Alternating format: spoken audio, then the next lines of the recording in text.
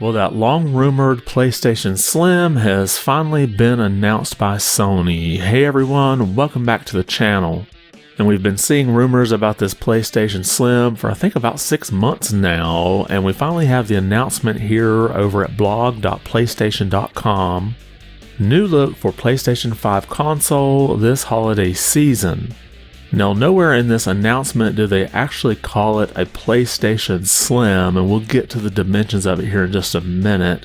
But they do say the smaller PlayStation 5 design comes with 1 terabyte of storage for both the disc version and the digital edition.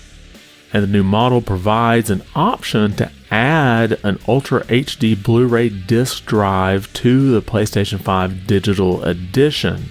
And this is that detachable drive aspect that we've been hearing the rumors about for a while too, and that disc drive would be sold for $79.99. So basically both this disc and digital only edition are the same hardware, just you have that detachable drive on the disc version. Now you're probably wondering, how much smaller is this new model? Well, the new model has been reduced in volume by more than 30% and weight by 18% and 24% when compared to the previous models. Now, just to give you a bit of an idea in the difference of the size, if you stood the previous PlayStation 5 up and this new one up, the old one would be about 1.25 inches taller, which would be 32 millimeters. So that's probably the reason why Sony's not referring to it as a PlayStation 5 Slim, just a smaller version. Now in the article here, Sony says that this smaller version will be available sometime this November in the US at local retailers and at direct.playstation.com. So we don't have an exact release date. I have a feeling they'll just sort of phase these in as part of their normal shipping process. Now, if you're wondering what the price of this new smaller unit will be, well, it's pretty much the same. You can see all the prices listed here, and the PlayStation 5 with the Ultra HD Blu-ray disc drive will be $499.99, and then the digital only edition is still again $449.99. So just $50 cheaper for that digital version, but if you should change your mind and want to add on the Blu-ray drive, you then would have to pay the $79.99 to add it on. So you basically would have to spend $30 more if you have all digital regret.